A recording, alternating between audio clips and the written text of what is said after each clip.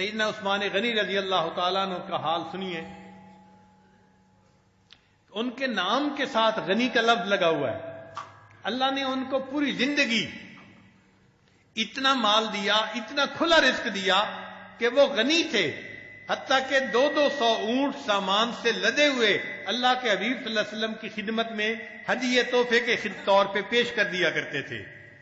کبھی مسلمانوں کے لیے کنواں خرید کے وقف کر دیتے تھے، کبھی غریبوں کے اندر کئی اونٹ سامان سے بھرے ہوئے لدے ہوئے تقسیم کروا دیا کرتے تھے. اللہ نے ان کو پوری زندگی سہولت کی، عزت کی زندگی عطا فرمائی. مگر یہ سہولت کی کیفیات ہمیشہ نہیں رہتی، درمیان میں امتحان بھی آ جاتے ہیں.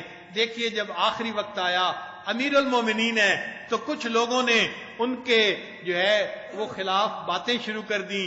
سیدنا عثمان غنی اللہ عنہ کو پتہ چل گیا کہ بہت لوگ تو محبت کرنے والے ہیں، لیکن کچھ لوگ ہیں جن کو غلط فہمیاں بھی ہو گئی ہیں. تو عثمان غنی اللہ عنہ نے اعلان کروا دیا کہ جو مجھ سے محبت کرنے والے ہیں وہ ان جو ہے فسادیوں کے سامنے کوئی ہاتھ نہ اٹھائیں. میں نہیں چاہتا کہ نبی علیہ السلام کے شہر کے اندر کوئی خون خرابہ ہو.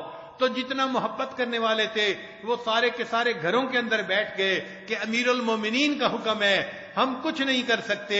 اب جو چند ایک فسادی تھے وہ تو بے لگام گھوڑے بن گئے. چنانچہ انہوں نے دیوار پھاند کر سیدنا عثمان غنی اللہ عنہ کے گھر کے اندر داخل ہوئے. عثمان غنی اللہ عنہ قرآن مجید کی تلاوت کر رہے تھے. اس حال میں امیر المومنین کو انہوں نے شہید کیا اور ان کو شہادت کا رتبہ اللہ نے عطا فرما دیا.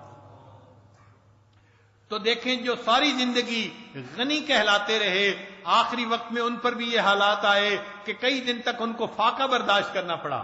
کھانا نہیں ملا، کوئی آ نہیں سکتا تھا. جتنے ان کے محبین تھے ان کو انہوں نے منع کر دیا تھا، وہ گھروں میں بیٹھ گئے تھے. اور جو چند ایک فسادی تھے وہ ادھم مچا رہے تھے اور ان کے اوپر اتنے مشکل حالات آئے اور اس امتحان میں سے ان کو بھی گزرنا پڑا.